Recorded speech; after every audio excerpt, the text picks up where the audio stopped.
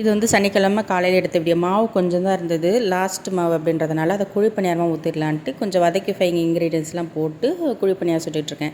வெங்காயம், தேங்காய், இஞ்சி, சீரகம், கருவேப்பிலை, கொத்தமல்லி, கடலைப்பருப்பு, உளுந்தம்பருப்பு, கடுகு இதெல்லாம் தாளித்து கொட்டி குழி பணியாரம் ரெடி பண்ணிட்டேன்.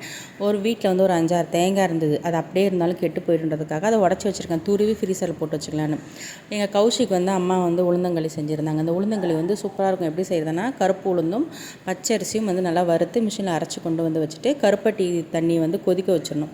தண்ணி கொதிக்க வச்சு கருப்பட்டியை வந்து வடித்து அதில் ஊற்றி அது நல்லா கொதிச்சதும் இந்த மாவை அதில் போட்டு நல்லா கிண்டிக்கிட்டே இருந்தால் களி ரெடி ஆகிடும். அந்த களி சூப்பராக இருக்கும்.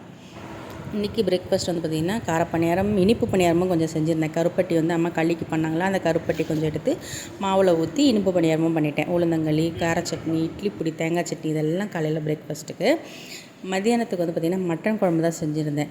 அம்மா வந்து வெஜிடபிள் பிரியாணி கொண்டு வந்திருந்தாங்க. ஆனால் எனக்கு வந்து இந்த நான்வெஜ் குழம்புலாம் வந்து சாப்பிட்றதுக்கு வந்து சூடாக சாதத்தில் வந்து நான்வெஜ் குழம்பு ஊற்றி சாப்பிட்றோம். அதனால் சாதம் சூடாக இருக்கும்போதே வந்து மட்டன் குழம்பு கொஞ்சம் ஊற்றிட்டு தயிர் பச்சடியும் கொஞ்சம் வச்சு சாப்பிட்டேன். சபரி வந்து வெஜிடபிள் பிரியாணி சாப்பிட்டுருக்கான்.